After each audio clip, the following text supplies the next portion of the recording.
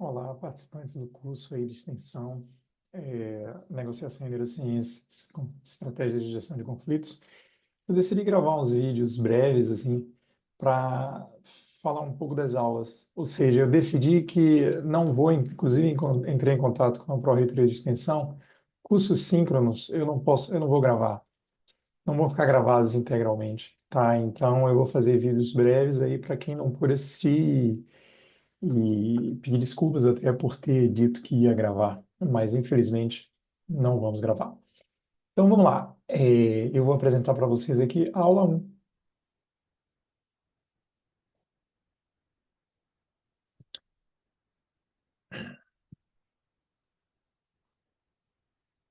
Então, o curso é esse, né?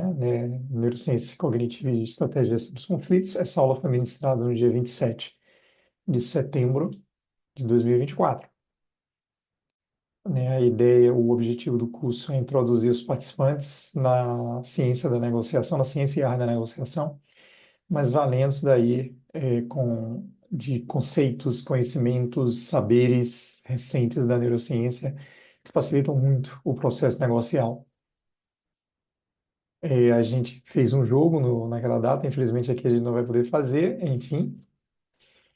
O que é um conflito, né? Então, o primeiro conceito que a gente traz, já que a gente está falando em estratégia de gestão de conflito, a gente precisa saber o que é um conflito.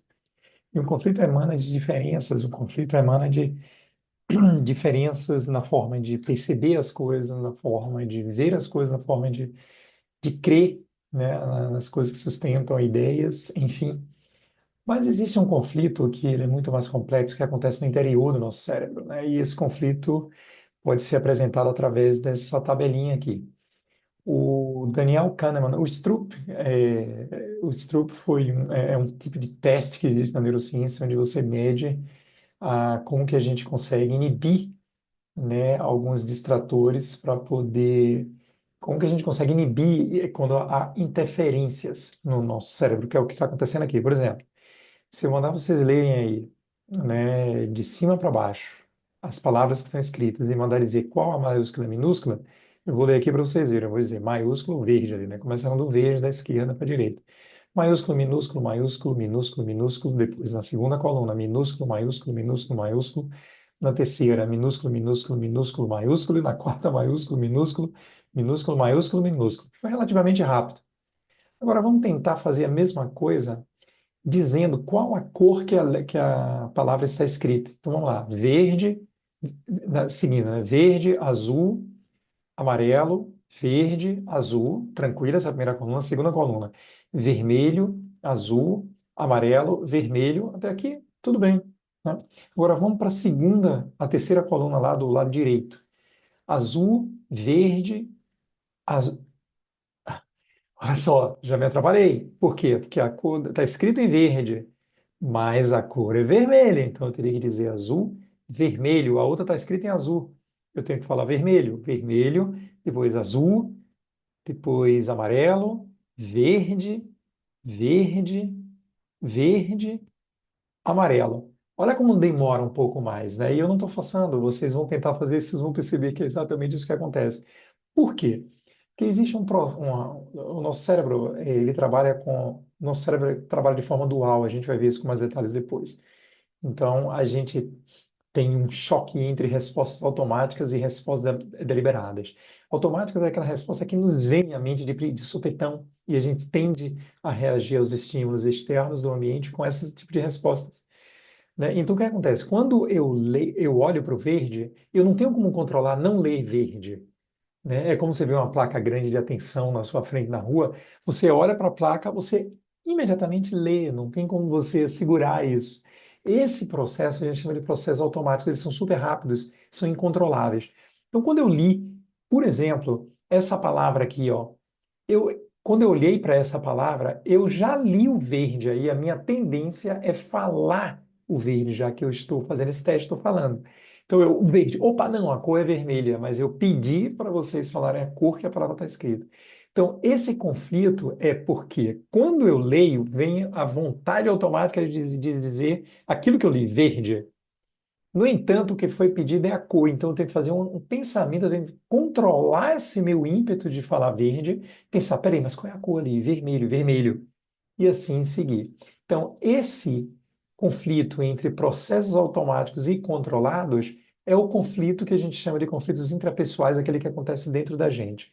Aqui ele está de uma maneira muito simplificada, ilustrado. Eu trouxe isso aqui, foi um exemplo que estava no livro interessante lá do Kahneman, e coloquei alguns aspectos aí do teste de Stroop, da neuropsicologia. Então, para provocar um pouco esse conflito aí. Então, esses dois sistemas, né, um sistema automático e um sistema deliberado, eles entram em conflito. E esse conflito é o que acontece dentro da gente e acontece o tempo inteiro, tá? Então, a gente vai, ao longo do curso, melhorando esse entendimento. Bem, agora para falar da negociação, já que o curso é negociação, né? Vocês já viram um pouquinho do que é conflito, já viram um pouco da neurociência, a questão dos processos automáticos controlados, e agora a gente vai ver um pouco aí do que é a negociação, né? A negociação é uma relação entre uma ou mais pessoas, entre duas, perdão, ou mais pessoas, né, que buscam atender a seus interesses, né? Então, a gente negocia com alguém quando a gente tem interesse em algo. Se não há interesse, não há negociação. Então, já parte desse ponto. Interesse é o primeiro grande vetor da negociação. Nossos próprios interesses ou interesses das partes. O outro é que, para eu negociar, tem que haver uma outra pessoa. E para o processo negocial demanda um relacionamento meu com essa outra pessoa, defendendo meus interesses, enquanto o outro defende os seus. Então, veja, a negociação tem dois grandes vetores para acontecer. Ela precisa de gente, relacionamentos, e ela precisa de interesses, né? Legal, né? Bem tranquilo. Interesses com pessoas é o que são os dois grandes componentes aí da negociação. Mas vamos lá. À medida que eu tenho muito interesse, eu ando nessa seta para cá. E não tenho muito interesse no relacionamento que eu tenho com a pessoa que eu estou negociando, né? Não faz muita diferença. Por exemplo, eu estou comprando um artesanato numa viagem de férias, numa loja. O relacionamento, eu vou ser gentil com a pessoa, ótimo, mas esse relacionamento não vai prosperar, eu não conheço a pessoa, talvez eu nunca mais veja, enfim, então não faz muito sentido. Então, nesse caso, em que ambiente de negociação a gente se encontra, né? Qual a estratégia que a gente usa? Competir. Então eu vou competir e vou tentar baixar o preço ao máximo possível. Ele vai fazer a mesma coisa, né? Então nós vamos trabalhar num esquema que a gente chama de competição. Outro esquema de competição, quando eu estou fazendo uma maratona, por exemplo, que eu estou correndo, eu não estou preocupado com o meu relacionamento com as pessoas que eu não conheço que estão correndo comigo, muito pelo contrário. Eu quero fazer em meu interesse, que é ganhar a medalha, meu interesse, que talvez seja ganhar um troféu, seja preponderante em relação a todos os demais interesses, né, com relação a pessoas. Então, eu sigo competindo, por isso que é competição.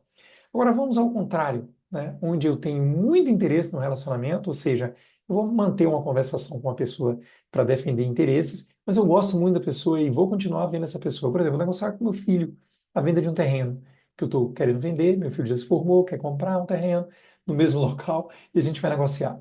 Bem, eu vou negociar, ele vai negociar comigo porque eu estou vendendo e ele está comprando. Só que ele é meu filho, então o relacionamento para mim é o mais importante aqui.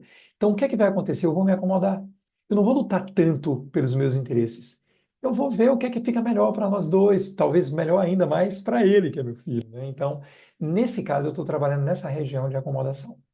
Quando a gente valoriza muito o relacionamento e interesses deixam de fazer sentido porque o relacionamento é muito mais preponderante. Aí eu estaria trabalhando nessa região aqui. Agora, a evasão é simples. Quando eu não tenho interesse no relacionamento e também não estou interessado em defender aquilo que eu quero, né, os meus interesses, eu não tenho nada que defender interesse e nem manter relacionamento, não negocio. Aquilo que eu falei, não é negócio. Se não há interesse no relacionamento, não é negócio. Mas pode ser que eu tenha algum interesse, né? Mas também não tenha muito interesse no relacionamento, mas algum discreto interesse aqui no meio, por exemplo, eu continuo na evasão. Vamos lá agora. Qual a região que o negociador profissional busca? Essa região aqui que a gente chama região de colaboração ou cooperação, né? Nesse caso aqui, eu vou defender os meus interesses com entusiasmo, mas vou me preocupar em manter um bom relacionamento com a outra parte, né? E vice-versa, a outra parte fazendo a mesma coisa. Então, a negociação que nós objetivamos a partir da preparação das pessoas serem boas negociadoras é justamente essa aqui, é uma colaboração. em que todos ganham. A gente fala maximizar os ganhos desse jogo negocial, né? Ao passo que na competição e na acomodação a gente tem jogos de soma zero, jogos negociais de soma zero, da teoria dos jogos lá. Então, essa é a relação. Mas tem um aspecto interessante nisso aqui, né, nessa lógica. Isso aqui tem o panorama geral da negociação, né? Mas tem um aspecto interessante, qual que é? Gerir relacionamento com a outra parte. Às vezes a outra parte é importante eu manter um relacionamento bom com ela. Por exemplo, o Poder Executivo, imagina com o Congresso Nacional. Tem que manter um posicionamento bom, por mais opositor que seja o deputado ou o senador X lá, se eu estou trabalhando no Poder Executivo. Então eu preciso gerir bem esse relacionamento para que a gente continue conversando, permaneçamos amigos aí nas conversas, enfim. A gestão de relacionamento envolve gestão de pessoas, né? Gestão de relação interpessoal envolve emoções, sentimentos, aceitar a perspectiva de vida do outro, a perspectiva sobre os estímulos ou danos do outro, nós, enfim. A gente chama de gestão de variáveis intangíveis. Tudo isso é intangível, né? É muito subjetivo.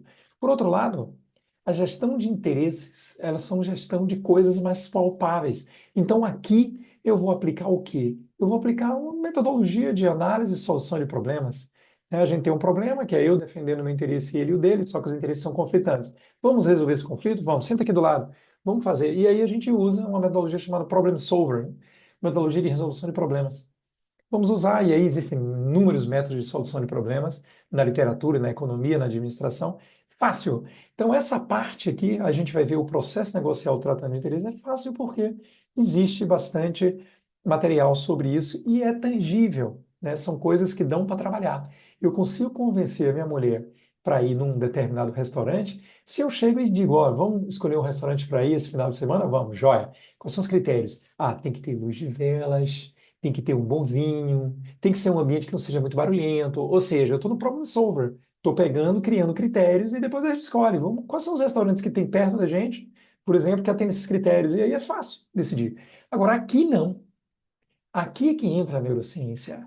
Como que eu vou fazer com que o outro concorde comigo? Como que eu vou construir uma empatia com o outro? Teoria da mente, né? Mentalização, tudo isso faz parte da psicologia, com ênfase aí na neurociência cognitiva e comportamental. É o que a gente vai ver no curso. Bem, a gestão dos intangíveis, esse que busca mais a neurociência, está aqui, né? São várias disciplinas que você pode fazer uso. Da psicologia, principalmente, da neurociência cognitiva e comportamental, também temos a economia comportamental, sociologia, antropologia, a ciência política e até mesmo as artes, né? Existe um processo chamado introspecção criativa, que é uma das estratégias utilizadas no modelo do professor Shapiro de Harvard, modelo de identidade relacional, que é pura arte. Eu não sei se vai dar tempo de a gente ver nesse curso, que é mais um curso introdutório, mas é bem bacana. Se vocês quiserem pesquisar aí na inteligência artificial, introspecção criativa. Gestão dos tangíveis. Por outro lado, como eu falei, existem metodologias. Essas metodologias vêm do direito, vêm da administração. O direito, por exemplo, vem com normas, e às vezes você consegue resolver um grande problema de um conflito usando a lei, né? Fica fácil. Administração, economia, engenharia, comunicação, negócio, são disciplinas que tratam mais com questões tangíveis, né? Da economia, mais ou menos, mas a economia, a administração e o direito trabalham também com outros aspectos subjetivos, mas em geral, as metodologias de resolução de problemas vêm dessas disciplinas. Bem, era isso. Essa foi a primeira aula, tá? Espero que tenham gostado. Foi bem breve, mas foi suficiente para passar aí os conceitos necessários para a gente dar continuidade. Forte abraço.